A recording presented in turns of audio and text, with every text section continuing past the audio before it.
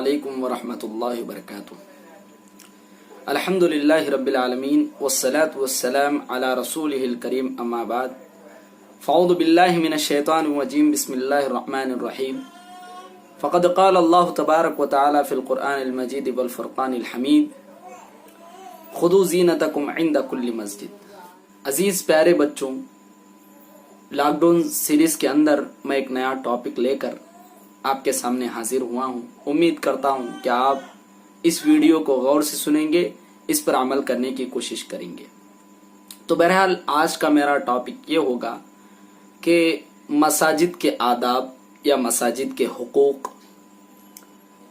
دنیا کے اندر بابرکت اور مبارک جگہوں میں سے ایک جگہ مساجد ہے۔ یہ اللہ تبارک و تعالیٰ کا گھر ہے۔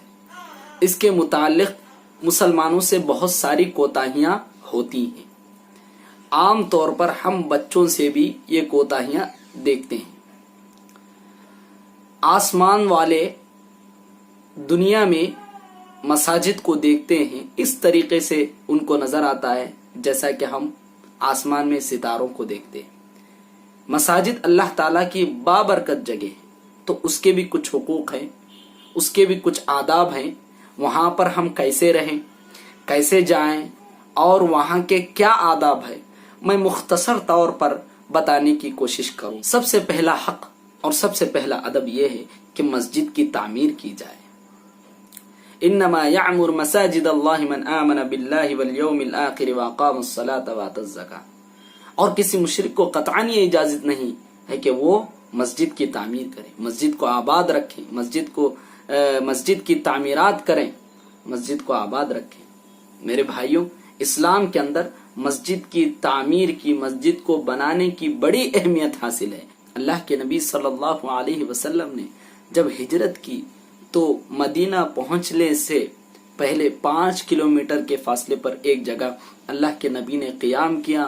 وہاں سب سے پہلے توجہ جس بات کی کہ اللہ کے نبی صلی اللہ علیہ وسلم نے مسجد بنائی، مسجد کی تعمیر کی، اور مدینہ پہنچنے کے بعد وہاں پر بھی مسجد بنانے کا فیصلہ کیا۔ مسجد کی اسلام کے اندر بہت بڑی اہمیت ہے۔ مسجد اسکول ہے، مسجد ایک کالج ہے، مسجد ایک اتحاد اور اتفاق کا ایک مرکز ہے، مسجد ایک جہتی کا نام ہے جس کے سب سے پہلے پڑھنے والے اصحاب صفہ ہیں۔ اسی میں سے ایک بہت اچھے بہتر شاگرد حضرت ابو ہریرہ رضی اللہ عنہ ہے، جنہوں نے بہت ساری روایتیں اللہ کے نبی صلی اللہ علیہ وسلم سے کی۔ دوسرا ادب کیا ہے؟ دوسرا ادب یہ ہے کہ مسجد سے قلبی لگاؤ ہونا چاہیے۔ ہم مسجد کو جاتے ہیں، گھر میں ماں باپ فورس کرے یا نہیں تو لوگ مسجد کو جا رہے ہیں تو ہم بھی جائیں گے، تو اس طریقے سے نہیں میرے بھائیوں۔ اللہ کے نبی صلی اللہ علیہ وسلم نے فرمایا کہ تم جنت کے باغوں پر سے گزرو تو اس کے میوے کھایا کرو۔ صحابہ کرام نے پوچھا جنت کے باغ کہاں ہیں؟ اللہ کے نبی نے کہا مسجدیں جنت کی باغ ہے، مسجدیں جنت کی باغ ہے۔ ہم مسجد کو خوشی سے جائیں، اس سے قلبی تعلق پیدا کر لیں۔ اور ایک حدیث کے اندر آتا ہے کہ جو بندہ جس کا دل مسجد سے لگا رہے گا، اللہ تعالیٰ کل قیامت کے دن ان 7 خوش نصیب لوگوں میں شمار کرے گا جنہیں عرش کے نیچے، رب ذوالجلال کے عرش کے نیچے جگہ ملے گی۔ کتنی خوش نصیبی کی بات ہے! یہ اس آدمی کی فضیلت ہے جس کا دل مسجد سے لگا رہے گا۔ ہمیشہ ایک نماز ہو گئی، دوسری نماز کے لیے انتظار کرے، مغرب پڑھ لیے، عشاء کی نماز کے لیے انتظار کرتے رہیں۔ میرے بھائیوں، ایسے آدمی کو اللہ تعالیٰ کل قیامت کے دن عرش کے سائے میں جگہ عطا فرمائے گا۔ ایسا منظر ایسے وقت میں جب کہ نفسی نفسی کا عالم ہوگا، بھائی بھائی سے بھاگے گا، ماں بیٹی سے بھاگے گی، باپ بیٹے سے بھاگے گا۔ ایسے وقت میں اللہ تعالیٰ ان خوش نصیب افراد جس کا دل مسجد سے لگا رہے گا، اللہ تعالیٰ اس کو عرش کے نیچے جگہ عطا فرمائے گا۔ یہ پہلا ادب ہے کہ ہمارا دل قلبی لگاؤ مسجد سے لگے رہے۔ اور اس کے بعد تیسرا حق یہ ہے کہ ہم مسجد کا ख्याल करें, एहतमाम करें। जो कुछ आदाब किताब व सुन्नत की रोशनी में हमें मिलती हैं उन चीज़ों का ख्याल करें। कुरान मजीद में अल्लाह ताला फरमाता है, खुदू ज़ीनतकुम इंद कुल्ली मस्जिद। जब कभी तुम मस्जिद को जाओ जीनत इख्तियार करो। आम तौर पर हम किसी बड़े आदमी से मिलने जाते हैं या नहीं तो किसी फंक्शन में जाते हैं या शादियों में जाते हैं तो हम कितना सच धज के जाते हैं, कितनी तैयारियां हमारे से होती है और क्या कुछ हम खरीद कर जाते हैं, नया लिबास पहनते हैं, खुशबू लगाते हैं, बहुत अच्छी चीज़ों का इस्तेमाल करते हुए हम मजालिसों में, शादियों में, फंक्शनों में बड़े लोगों से मिलने की खातिर हम ये तमाम चीज़ों का एहतमाम करते हैं। लेकिन वही बादशाहों का बादशाह है जिसके घर को हम जा रहे हैं, वही फटी पुरानी टी शर्ट, वही गंदा पैंट पहनकर हम मस्जिद को जाते हैं। और बाज बच्चे तो ऐसे कपड़े जेबतन करते हैं, ऐसे कपड़े पहनते हैं जिससे उनके पीछे का हिस्सा साफ तौर पर नजर आता है। आपको मालूम है कि एक लड़के के लिए, एक आदमी के लिए, एक मर्द के लिए नाफ के ऊपर से लेकर जो घुटना है उसके नीचे तक ढक कर रहना चाहिए। हम ऐसे टी शर्ट और ऐसे शर्ट पहने जिससे हमारा पीछे का हिस्सा नजर आए तो क्या हमारी नमाज कबूल होगी? या नहीं तो ऐसे कपड़े पहनते हैं जिससे, ऐसे पैंट वगैरह पहनते हैं जो हमारे टखनों से नीचे नजर आते हैं। अल्लाह के नबी सल्लल्लाहु अलैहि वसल्लम कल क़यामत के दिन रहमत की नजरों से नहीं देखेंगे। मन जर्र सौबहु खुयला अलम यंदुरिल्लाह। हमेशा हमेशा हमारे कपड़े साफ हो, हमेशा हमेशा के लिए हमारे जो पैंट है, लुंगी है, जो कुछ हम पहनते हैं वो टखने से ऊपर रहे। हाँ, वक्ती तौर पर आपको तकलीफ हो सकती है लेकिन कल क़यामत के दिन हमेशा के लिए आपको उसकी सजा भुगतना पड़ेगा। तो दुनिया ही में हम जितने साल रहेंगे, जितनी जिंदगी हमें अल्लाह ने दी है उतने साल इत्तिबाए सुन्नत के तरीके पर अमल करते हुए हम जिंदगी गुजारें तो जो आखिरत की जिंदगी हमेशा के लिए है, परमानेंट हमेशा के लिए, वहाँ ना मौत होगी ना वहाँ खात्मा होगा, वहाँ हमेशा लाइफ टाइम जिंदगी गुजारना है। ऐसे वक्त में हम खुश और खुर्रम रहेंगे। हम मस्जिद को जा रहे हैं, अभी मस्जिद को पहुंचने से पहले हम ये दुआ पढ़े, अल्लाहुम्मा जअलनी फी क़ल्बी नूरा। ये एक लंबी दुआ है, ये दुआ का एहतमाम करें। उसके बाद जब मस्जिद में हम एंटर हो रहे हैं, मस्जिद में दाखिल हो रहे हैं तो हमारा सीधा पैर रखे और उसके बाद अल्लाहुम्मा फ़्तह ली अबवाब रहमतिक, ये दुआ पढ़ें। उसके बाद जब हम मस्जिद में दाखिल होते हैं तहियतुल मस्जिद या तहियतुल वजू, इसका एहतमाम करें। हम मस्जिद में बैठे नहीं जब तक के 2 रकात सुन्नत का एहतमाम ना करें। मस्जिद में कहीं भी हम जा रहे हैं, मस्जिद में दाखिल हो रहे हैं तो सबसे पहले हमारा काम क्या होना चाहिए? 2 रकात वजू कर ले। वजू करने के बाद हम 2 रकात सुन्नत पढ़ के बैठ जाएं। चाहे वो इमाम मेंबर पर खुतबा दे रहा हो तो उस वक्त भी क्या करें? अब 2 रकात सुन्नत पढ़कर ही बैठे।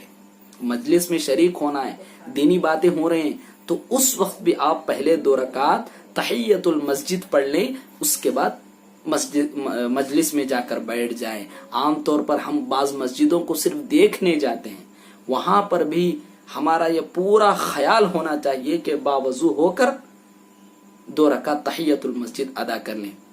जब हम मस्जिद से बाहर आते हैं अल्लाहुम्मा इन्नी अस्अलुका मिन फज़ली, इस दुआ को भी पढ़ें। मस्जिद को जाते वक्त हम खुशबू लगाएं, कच्ची प्याज, लहसुन, इन तमाम चीज़ों को अवॉइड कर दें। और बड़े लोग जो बीड़ी, सिगरेट, जुआ, ना जाने कैसी कैसी गंदी चीज़ों को खाते पीते हैं, अल्लाह अकबर, के इन चीज़ों को हमेशा के लिए हमारी ज़िंदगी से ख़त्म कर दे। और ख़ासकर मस्जिद को आते वक्त इन चीज़ों को क़तअन ना खाएं। आम तौर पर हम क्या समझते हैं? मस्जिद की सफाई वही करे जो मुअज्जिन है, जिसको तनख्वाह वगैरह देकर रख रहे हैं।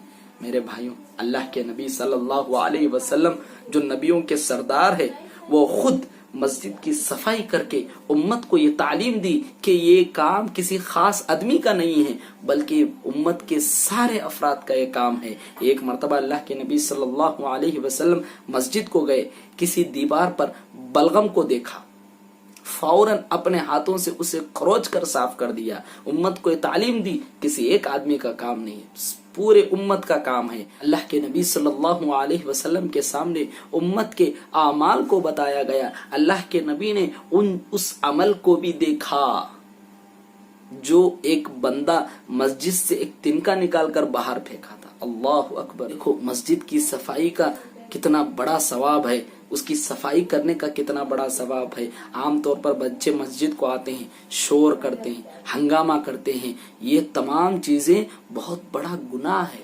और जेब में जो चॉकलेट के कवर्स, बिस्किट के कवर्स, इन चीजों को भी न फेंके, बाहर फेंकने की कोशिश करें।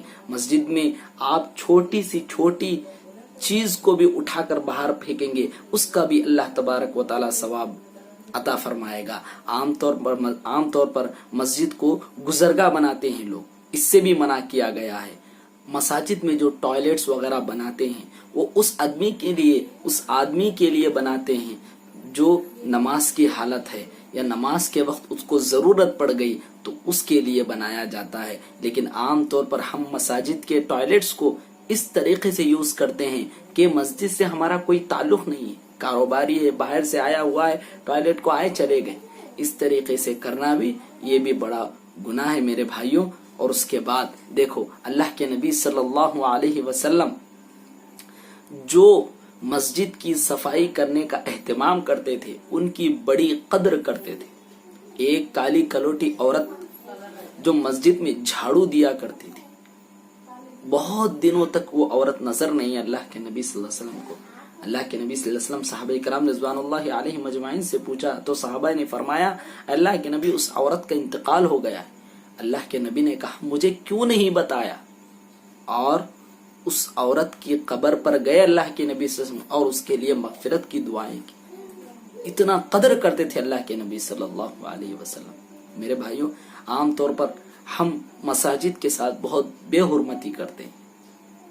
नमाज का टाइम हो गया, अज़ां हो गई तो दौड़ दौड़ कर आते हैं, मस्जिद में शोर होता है, हंगामा होते हैं, बैठ जाते हैं, दुनिया की बातें, कारोबार की बातें होती हैं।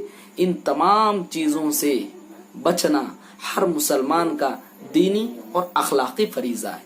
बच्चों को हम देखते हैं कि वक्त हो गया तो भाग भाग कर आ जाते हैं। इससे भी अल्लाह के नबी सल्लल्लाहु अलैहि वसल्लम ने मना फरमाया, जब मस्जिद को आओ तो सुकून से आओ, अच्छे एहतमाम के साथ आओ। बहरहाल खुलासा कलाम यही है कि हम मस्जिद में आदाब और उसके हुकूक का ख्याल करें और जो कुछ आदाब बताए गए हैं उसके मुतालिक अमल करने की कोशिश करें। अल्लाह तबारक व तआला से दुआ है परवरदिगारा सुनने से ज़्यादा अमल करने की तौफीक अता फरमाएं। हम मुसलमानों को सही रास्ते पर चलने की तौफीक अता फरमाएं। आमीन आमीन या रब्बल आलमीन। व आखिर दावाना अनिल हम्दुलिल्लाहि रब्बिल आलमीन। वस्सलामु अलैकुम।